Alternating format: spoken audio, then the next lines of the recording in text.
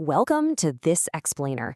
I am so incredibly excited to be with you today because we're going to look at something that literally fundamentally rewrites how we view the future. We're diving deep into Stuart Kauffman's mind-bending research on what's known as radical emergence. Basically, we're going to see how biology, human economics, and even artificial intelligence don't just unfold according to some pre-written script. They actually create genuinely unpredictable futures as they grow. Now, for centuries, pretty much since the Enlightenment, we've all operated on this massive underlying assumption, the belief that with enough data, enough computing power, and enough sheer human reason, we can eventually foresee every single outcome. The whole idea is that whether it's a simple coin flip, the evolution of a species, or the future of tech, it can all be calculated. But what if it can't? What if the universe is actively hiding its future from us? What if it creates possibilities that literally did not exist a millisecond before? So here's our roadmap for today. We're going to start with the limits of prediction, then define two types of emergence, and explore this amazing concept called the adjacent possible. After that, we'll connect the dots between ants, life, and economics, tackle AI's recent unpredictable leaps, and finally look beyond human reason itself. All right, kicking things off with Section 1. The limits of prediction, physics versus biology. Okay, let's dive into this stark contrast because it's fascinating. In a 2012 paper, Kauffman and his colleagues laid out this core philosophical realization. Physics is governed by what they call entailing laws. Think about flipping a coin 10,000 times. You might not know exactly how many times it's going to land on heads, but you know the possible outcomes perfectly, right? It's heads or tails. The initial conditions strictly bound what can happen. But biology and economics, they operate totally differently. They are governed by what Kauffman calls enablement. In these systems, pre-existing conditions just sort of make certain new outcomes possible without directing them. The profound takeaway here is that we don't just not know what will happen, we literally don't even know what can happen. The future in these systems is, to use Kauffman's word, fundamentally unprestatable. Moving right along to Section 2, two types of emergence. Let's go beyond the buzzword. To really get this, we absolutely must separate these two concepts. First up, we have epistemological emergence. This describes systems that are incredibly complex, but, and this is key, if you had enough computational power, you could in principle deduce the outcome. Take random Boolean networks, for example, which are basically just complex webs of simple yes or no switches. With enough math, you can predict them. It's just a limitation of our current knowledge. But then we have ontological or radical emergence. This is an entirely different beast.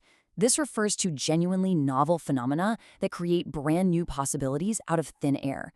You cannot predict them before they happen because the possibility space itself didn't exist until that exact moment.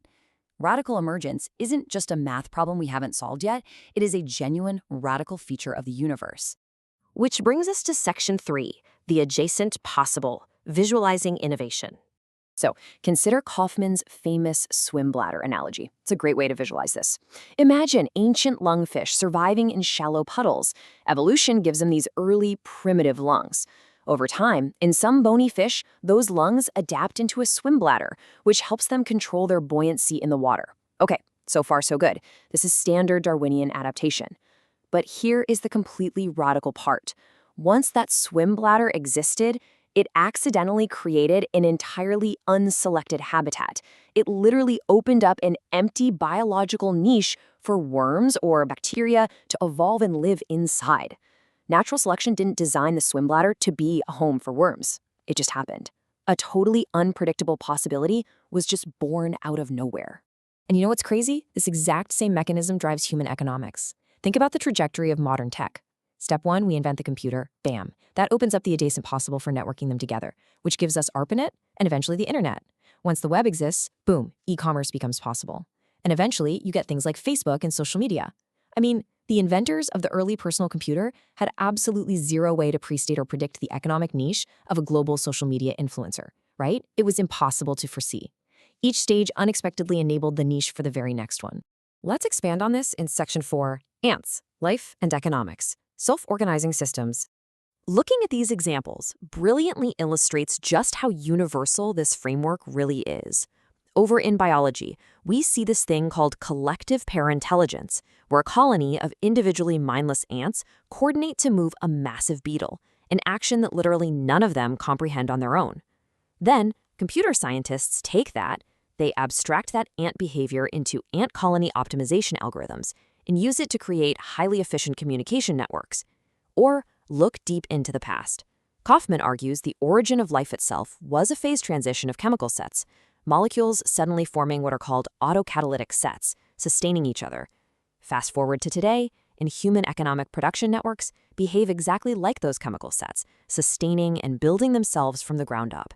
So, insect societies, the origin of life, and modern human economies, they all act as self-organizing systems that create totally new, irreducible capabilities. And the mathematical foundation for this, it is staggering. Highlighted in a 2022 biocosmology paper, researchers formulated what's known as the TAP equation. It essentially proves that through combinatorial innovation, the space of possible structures grows super exponentially. What that means is every single time a new creation enters the world, whether it's a biological trait like the swim bladder or a tech invention like the microchip, it multiplies the possibilities for the next creation at an absolutely mind-boggling rate.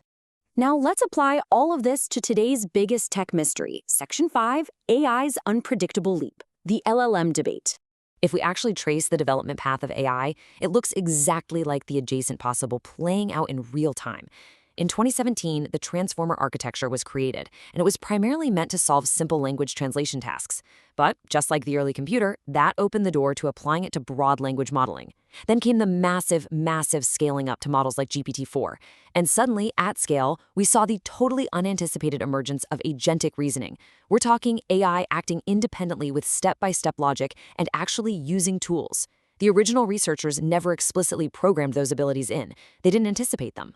Early models simply created the adjacent possible for these modern, astonishing AI capabilities to emerge.